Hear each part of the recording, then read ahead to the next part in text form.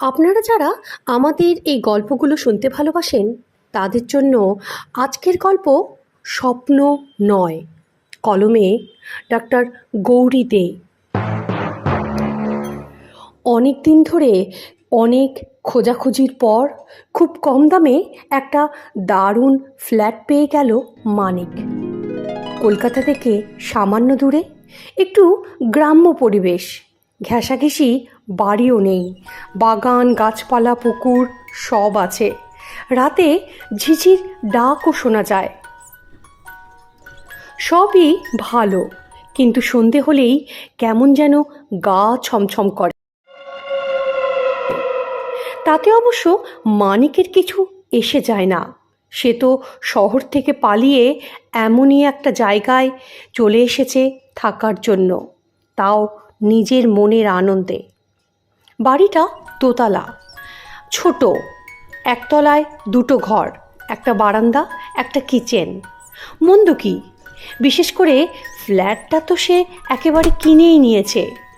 ছোটবেলায় বাবা মাকে হারিয়ে মানুষ হয়েছিল এক পিসির কাছে। বেশ ছিল, কাটছিল সুন্দর দিনগুলো। পিসি মারা যেতেই ছবিটা যেন পাল্টে গেল। এটা যে হবে সেটা মানিক আগের থেকেই জানতো, শুধু অপেক্ষায় ছিল একটা চাকরির। শেষ পর্যন্ত ফরেন্সিক ডিপার্টমেন্টের চাকরিটা পেয়েও গেল। আর চাকরিটা পেতেই উঠে পড়ে লেগেছিল একটা নূতন আস্তানার সন্ধানে। কিন্তু একটা কথা কিছুতেই সে মেলাতে পারছে না, এমন জায়গায় এমন সুন্দর একটা ফ্ল্যাট বাড়ি এত সস্তায় তাকে দিল কেন বাড়ির মালিক? হরিহর দত্ত বাড়িটার মালিক। তার একমাত্র ছেলে বিলেতে থাকে। হরিহরবাবু ওপরতলায় একদম একা থাকেন। তিনি একতলাটা বিক্রি করলেন, কিন্তু কেন করলেন সেটা কিন্তু মানিকের জানা নেই। এছাড়া আরও একটা ব্যাপারে মানিক বেশ বিভ্রান্ত। সেটা হলো, হরিহরবাবু যখন ওই বন্ধ ফ্ল্যাটের দরজাটা খুললেন, ঘরে ঢুকতেই একটা অদ্ভুত অচেনা গন্ধ পেয়েছিল মানিক। তার মুখের ভাব দেখে বোধহয় হরিহরবাবু কিছুটা আন্দাজ করেছিলেন। বলেছিলেন, বহুদিনের বন্ধ ঘর তো, তার উপর ওই যে দুটো বাঁদর দেখতে পাচ্ছেন সবসময় ঘুরে বেড়ায়, গন্ধটা মনে হয় তাদের গায়ের।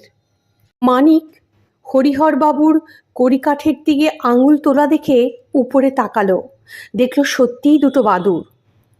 তখন সে ভাবল, তাহলে বুঝি ওদের গায়েরই এটা গন্ধ। বড় ঝুলঝাড়া এনে সে দুটোকে তাড়ানোর চেষ্টা করছিল। ঘরের সব কটা দরজা জানলাও খুলে দিয়েছিল, কিন্তু তারা তবুও গেল না। হরিহরবাবু বললেন, আসলে ওরা তো দিনে দেখতে পায় না, রাত হলে ঠিক চলে যাবে। বলেই হরিহরবাবু ওপরে উঠে গেলেন। মানিক মনে মনে ভাবল, তা বললে কি হয়, ওদের এক্ষুনি তাড়াতেই হবে, কারণ আমার পক্ষে ওদের সঙ্গে এভাবে সারাদিন থাকা প্রায় অসম্ভব। মানিক গায়ের জোরে ওদের লাঠি দিয়ে খোঁচাতে থাকলো। তখন থপ থপ করে পরপর দুটো শব্দ হলো, বাঁদর দুটো মাটিতে পড়ে গেল। মানিক দেখল বাগানের এক কোণে একটা কোদাল পড়ে। সে ঘর ছেড়ে বেরিয়ে কোদাল নিয়ে এসে বাদুড় দুটোকে বাগানের শেষ প্রান্তে ফেলে আসলো। মানিক মনে মনে ভাবল, দুটো বাদুড়কে তোলার সময় ও যা দেখেছিল সেটা কি ঠিক? বাদুড়ের দুজোড়া চোখ যেন তার দিকেই তাকিয়ে আছে, আর সে চোখে যেন কিসের আগুন। মানিক ভাবল, কিন্তু ওরা তো অন্ধ, তাহলে মানিকের দিকে অমন বিভৎস দৃষ্টিতে তাকিয়ে আছে কি করে?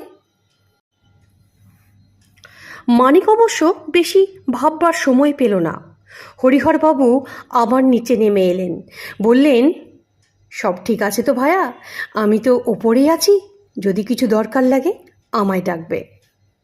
মানিক হাসল, তারপরে বলল, আরে বসুন দাদু বসুন, একটু চা বিস্কুট খান। হরিহরবাবু এক গাল হাসলেন, বললেন, সে তো খাবো, কিন্তু বানাবে কে? মানিক বলে, আমি সব পারি, খেয়ে তো দেখুন আমার চাটা কেমন লাগে। হরিহরবাবু এবার হে হে করে হেসে উঠলেন, বললেন, বাহ, চা খেতে খেতে বরং তোমার সঙ্গে একটু আড্ডা মারি। চলো তাহলে চাই খাওয়া যাক। চাটা খেতে খেতে প্রথম প্রশ্ন করল মানিক। বলল, আচ্ছা দাদু, আপনি একতলাটা বিক্রি না করে যদি পুরো বাড়িটা বিক্রি করতেন তাহলে তো অনেক দাম পেতেন। হরিহরবাবু এবার একবারে চুপ, তার চোখের ওপর একটা বিষণ্ণতার ছাপ। তারপর বললেন, বাড়ি বিক্রি করে দিলে একা যাব কোথায়? তাই শুধু আমার থাকার মতো ঘর রেখে নিচটা বিক্রি করে দিলাম। এতদিন তবু চন্দন আর অরিন্দম ছিল, কিন্তু ওরা চলে যাওয়াতে সত্যি বেশ ফাঁকা ফাঁকা লাগে, ভালো লাগে না যেন। মানিক একটু হতবাক, বলে, চন্দন আর অরিন্দমকে? তারা কি আপনার রিলেটিভ? হরিহরবাবু বললেন, আচ্ছা মানিক, তুমি যে ফরেন্সিক ডিপার্টমেন্টে চাকরি করো, হাত পায়ের ছাপ দেখে কত কি বলতে পারো। চোর ডাকাত খুনি ধরতে তো এতে অনেক সাহায্য হয়, তাই না? কিন্তু এমনও তো হতে পারে খুন হয়ে গেল, অথচ পায়ের বা হাতের কোনো ছাপ পাওয়া গেল না। মানিক বলে, আরে এ তো হতেই পারে, সিম্পল ব্যাপার। যদি খুনি হাতে দস্তানা আর পায়ে মোজা পরে থাকে। কিন্তু দাদু, হঠাৎ তুমি এমন প্রশ্ন করছো কেন? হরিহরবাবু বললেন, চন্দন আর অরিন্দমের ক্ষেত্রে এমন একটা ব্যাপার ঘটল যা আমার জ্ঞান বুদ্ধি অভিজ্ঞতা সব কিছুর বাইরে। মানিক এবার একটু অধৈর্য হয়, বলে, আমাকে ব্যাপারটা একটু খুলে বলবেন, ওদের কি হয়েছিল? হরিহরবাবু প্রশ্নটা শুনে আবার খানিকক্ষণ চুপ করে রইলেন। তারপরে বললেন, নিচেটা ভাড়া দেব বলে কাগজে একটা বিজ্ঞাপন দিই, বুঝেছ, বেশ কিছুদিন আগে। সবার মধ্যে থেকে আমার পছন্দ হয়েছিল চন্দন আর অরিন্দমকে। তখনও বিক্রির কথা ঠিক ভাবিনি, ভাড়াটে হিসেবে নির্ঝঞ্ঝাট মানুষ খুঁজছিলাম। অরিন্দম আর চন্দন দুজনেই একই গ্রামের ছেলে, দুজনেই একই সঙ্গে বিএ পাশ করেছে। নিজেরা আলোচনা করে পড়াশোনা করবে বলে একটা ফাঁকা ঘর তারা খুঁজছিল। ওদেরও পছন্দ হলো, আমারও ওদের পছন্দ হলো। আমার সঙ্গে খুব একটা ভাব প্রথমে না থাকলেও পরে কিন্তু বেশ ভাব জমে গিয়েছিল। জানো তো, ওরা পড়াশোনার ফাঁকে ফাঁকে আমার বেশ কিছু কাজকর্ম করে দিত, এবং পড়ার ফাঁকে আমরা তিনজনা বসে আড্ডা দিতাম, গল্প করতাম। বছরখানেক পরেই দুজনে একসাথে গ্র্যাজুয়েট হলো, দুজনেই ঠিক করলো চাকরির পরীক্ষা দেবে, তার সঙ্গে পড়াশোনাও চালাবে। কিন্তু সামান্য গ্র্যাজুয়েট হলে এই জগতে তো চাকরি পাওয়া যায় না, সেটা খুব ভালোই তুমি জানো। একটা আশ্চর্যের ব্যাপার কি জানো, অদ্ভুতভাবে একটা চাকরির ইন্টারভিউ তারা দুজনই পেল, আর তাতে ওদের দুজনেকেই একসঙ্গে ইন্টারভিউ দিতেও যেতে হলো। চন্দন প্রথমটা যেতে চায়নি, বন্ধুর সঙ্গে প্রতিযোগিতার কথা সে ভাবতেই পারে না। অরিন্দমকে বলে, না যাওয়াটা তোমার বোকামি, কারণ চাকরিটা কার হবে সেটা কিন্তু আগে থেকে কেউ জানে না, সুতরাং আমাদের দুজনেরই আজকে যাওয়া উচিত। অরিন্দম আবার বলে, চাকরিটা যে ইন্টারভিউ দিলেই আমাদের হয়ে যাবে তার তো কোনো কথা নেই, যার ভাগ্যে আছে তার হবে। যদি আমার ভাগ্যে থাকে আমার হবে, যদি তোমার ভাগ্যে থাকে তোমার হবে। হরিহরবাবু বললেন, জানো তো মানিক, শেষ পর্যন্ত চাকরিটা হয়েছিল অরিন্দমের। অরিন্দম চাকরি করছে, টাকা পাচ্ছে, বেশ আনন্দে আছে। চন্দন বারবার চেষ্টা করেও একটাও চাকরি জোটাতে পারল না।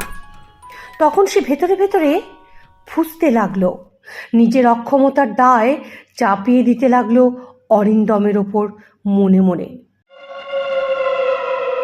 অরিন্দম কিন্তু এর এতটুকু আঁচ করতে পারেনি। বন্ধুর ওপর তার ভালোবাসা এখনো সমান। মাইনে পেয়েই সে প্রত্যেকবার বন্ধুর হাতে টাকা দেয়।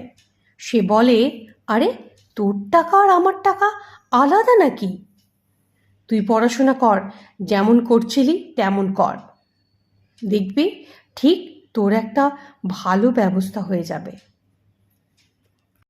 মানিক এতটা শোনার পর একটু অস্থির হচ্ছিল। সে মনে মনে চাইছিল হরিহরবাবুকে কিছু জিজ্ঞেস করতে। তাই তার যখন সহ্যের সীমা অনেকটাই কমে গেল, তখন সে হরিহরবাবুকে থামিয়ে দিয়ে বলল, আচ্ছা দাদু, সত্যি করে বলুন তো, আপনি ওদের এত কথা জানলেন কি করে দাদু? হরিহরবাবু বললেন, আমি ওদের সঙ্গে বন্ধুর মতো আড্ডা মারতাম। চন্দনের মনের কথা চন্দনই জানিয়েছিল, তবে অতীব সামান্য। যতটা আমার জানা উচিত ঠিক ততটা। কিন্তু ও মনে মনে যে আরও অনেক কিছু ভাবছে, সেটা কিন্তু আমিও আন্দাজ করতে পারিনি জানো। মানিক অবাক, বলে, মানে?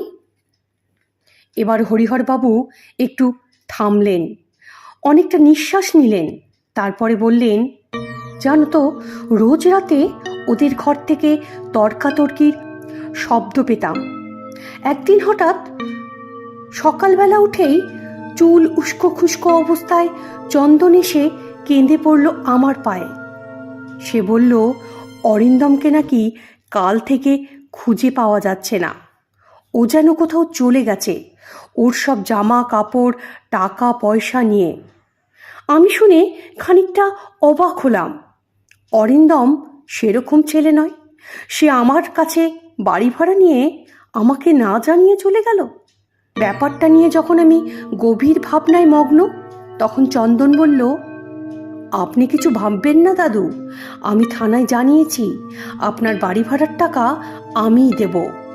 শুনে আমি একটু নিশ্চিন্ত হলুম।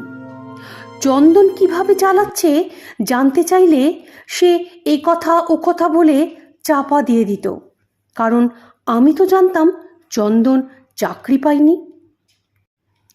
কিন্তু জানো তো মানিক, প্রত্যেক দিন রাত্রে একটা বিভৎস ব্যাপারে আমি একদিন খুব অবাক হয়ে গিয়েছিলাম।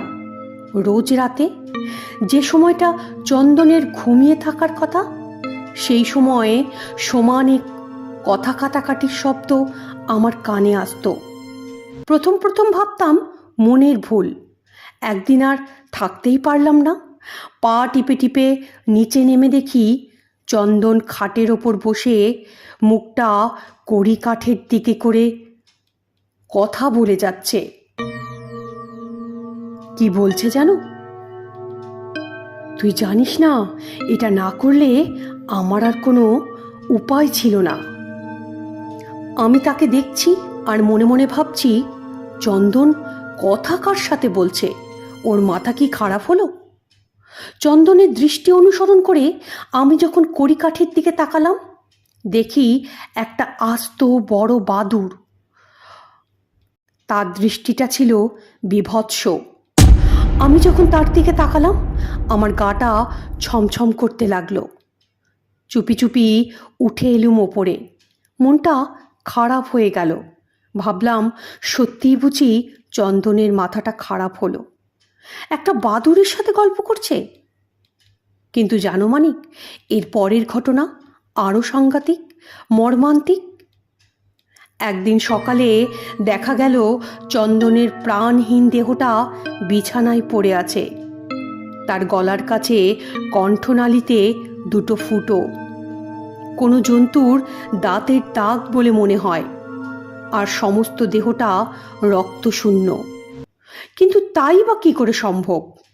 এরপর ঠিক করলাম, আর ভাড়া নয়, নিচটা বিক্রি করে দেব। এতটুকু বলে হরিহরবাবু চুপ করলেন। কিন্তু মানিক বেশ স্পষ্ট বুঝতে পারল তিনি যেন আরও কিছু বলতে চান, কিন্তু বলতে পারছেন না। তাই মানিক প্রশ্ন করল, আচ্ছা দাদু, আপনি কি আর কিছু বলবেন?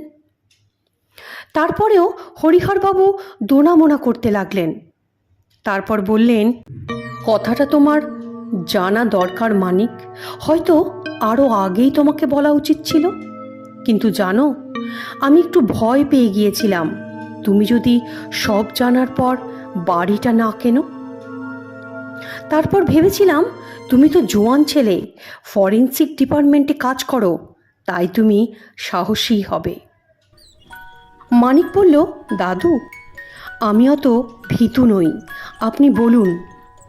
হরিহরবাবু বললেন, জানো তো মানিক, ওদের আত্মা কিন্তু আমার মনে হয় এই ঘরেই আছে, তুমি একটু সাবধানে থেকো। মানিক হেসে উঠল, বলল, সে কি, আপনি এসব বিশ্বাস করেন? হরিহরবাবু বললেন, করি ভাই করি, আমি যে নিজের চোখে দেখেছি। একদিন অনেক রাতে একটা অস্বস্তিতে আমার ঘুম ভেঙে গিয়েছিল, মনে হলো নিচে কেউ ঘোরাঘুরি করছে। চোর টোর ভেবে আমি নেমে এলাম। নেমে এসে যা দেখলাম তাতে আমার বুকটা হিম হয়ে গেল। জানো কি দেখলাম? দেখলাম চন্দন আর অরিন্দম দুজনে দুজনের দিকে বীভৎস চোখে তাকিয়ে আছে। তারপরে দুজনেই ঝাপটা ঝাপটি করতে করতে দুটো বাদুড় হয়ে গেল। আমি তো ভয়ে অজ্ঞান হয়ে পড়েছিলাম সিঁড়ির কাছে। ভোরবেলায় যখন জ্ঞান ফিরল, তখন ঘরের মধ্যে উকি দিয়ে দেখি কেউ নেই। কিন্তু মানিক বলে, কিন্তু কি? হরিহরবাবু বললেন, ওই যে তুমি যেদিন আসলে, সেদিন কড়িকাঠে যে বাদুড় দুটো দেখলে, সেই বাদুড় দুটোই ছিল আগের দিনের বাদুড়। তুমি চিন্তা করো না, আমি বাড়িতে খুব শীঘ্রই হোম করব, অশরীরী আত্মা তাড়াতে আমাকে হবেই।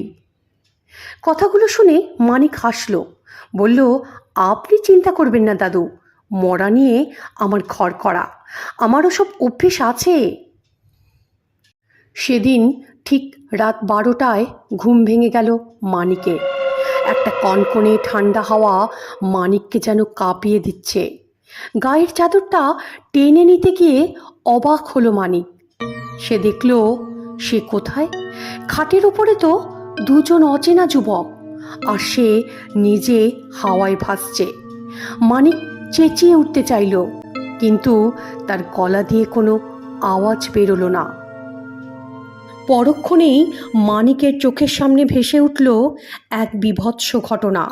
ও দেখল একজন একটা বালিশ নিয়ে অন্য ছেলেটার ঘুমন্ত মুখের উপর চেপে ধরল।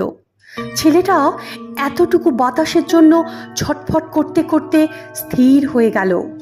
তখন অন্য ছেলেটা রাতের অন্ধকারে তাকে নিয়ে গেল পিছনের খোলা জায়গায়, তারপর মাটি খুঁড়ে তার শরীরটা পুঁতে দিল।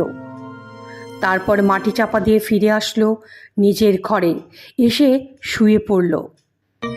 খানিক পরে একটা বাদুড় ঘরে ঢুকলো, ধীরে ধীরে মানুষের মতো রূপ নিল। মানিক দেখল এ হচ্ছে সেই ছেলেটা যাকে খুন করে মাটিতে পোতা হয়েছে। তারপর সে ঝাঁপিয়ে পড়ল ঘুমন্ত ছেলেটার ওপর। তারপর মুখটা নামিয়ে আনলো ছেলেটার গলার নলির ওপর। ভোরের আলো ফুটছে, ঘুম ভেঙে গেল মানিকের। ওই তো সে বিছানাতেই শুয়ে আছে। তবে কি সে এতক্ষণ স্বপ্ন দেখছিল? কিন্তু হঠাৎ তার লক্ষ্য হলো দুটো বাদুড় জানলা দিয়ে উড়ে চলে গেল। কিন্তু কথাটা কাউকেই সে বলল না। বেলা হতেই বাগানের পেছনের খোলা জমির কাছে গেল। দেখল খানিকটা জায়গা একটু উঁচু ধরনের, অর্থাৎ কেউ কিছু খুঁড়ে আবার সেটাকে বন্ধ করেছে। ব্যাপারটা দেখেই মানিকের বুকের মধ্যে যেন হাতুড়ির ঘা পড়তে লাগলো। এতদিনের অভিজ্ঞতায় সে কোনোদিনও এরকম ঘটনার মুখোমুখি হয়নি। পরক্ষণেই থানায় ফোন করে নিজের পরিচয় দিয়ে সে পুলিশ ডেকে পাঠালো নিজের বাড়ির ঠিকানায়। বেশ খানিকটা খোঁড়াখুড়ির পর দেখা গেল একটা মৃতদেহ, কিন্তু মনে হচ্ছে যেন সদ্য মরা, একবারে জীবন্ত। মানিক অবাক, এত জীবন্ত কোনো মরা হয় নাকি? কিন্তু হঠাৎ তার দৃষ্টি পড়ল মৃতদেহের মুখের ওপর। ঠোঁটের কোণে এক ফোঁটা রক্ত শুকিয়ে আছে। মানিক ভ্যাম্পায়ার বা রক্তচোষার গল্প এতদিন পড়েছে, কিন্তু কখনো ভাবেনি তাদের চাক্ষুষ সে দেখতে পাবে। হরিহরবাবু এক কথায় মৃতদেহটা যে অরিন্দমের তা শনাক্ত করলেন। সব ব্যাপারটা কিভাবে সাজাবে ভাবতেই থানার অফিসার বললেন, আপনাকেও নিয়ে ভাবতে হবে না স্যার, এটাকে পুরো পার্টির ব্যাপার বলে চালিয়ে দেব, এই নিয়ে ঘাটাঘাটি করা যাবে না। মানিকও সহমত হলো এবং মনে মনে বলল, সেই ভালো। আশা করি অরিন্দমের দেহ দাহ হওয়ার পর আর তার ঘরে অশরীরীর উৎপাত হবে না, আর বাদুড়ও ঢুকবে না। কিন্তু পরক্ষণেই মনে হলো, একটা বাদুড়ের নয় সৎকার হলো, কিন্তু অন্য বাদুড়টা, তার কি হবে? সে রাতটা সে ভালো করে ঘুমাতেই পারল না। না, বাদুড়টা আর আসেনি। অরিন্দমের আত্মার সদ্গতি হতেই চন্দনের আত্মাও বুঝি শান্তি পেয়েছে, কারণ প্রতিশোধ নেবার জন্য আর তাকে ছুটে বেড়াতে হবে না। শ্রোতা বন্ধুদের উদ্দেশ্যে অনুরোধ, আমার এই গল্পটা যদি আপনাদের ভালো লাগে, চ্যানেলটাকে লাইক, সাবস্ক্রাইব আর শেয়ার করতে ভুলবেন না কিন্তু।